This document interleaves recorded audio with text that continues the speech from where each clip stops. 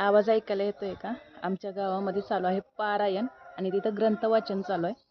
हे आमचं तुळशी वृंदावन आणि मला इथं गावी राहायला खूप आवडतं. मी यापूर्वी पण सांगितलेलं आहे.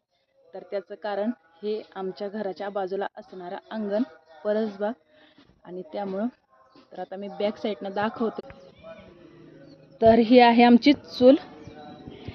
याच्यावरती आम्ही सकाळी आंघोळीसाठी पाणी गरम करतो या भांड्यामध्ये.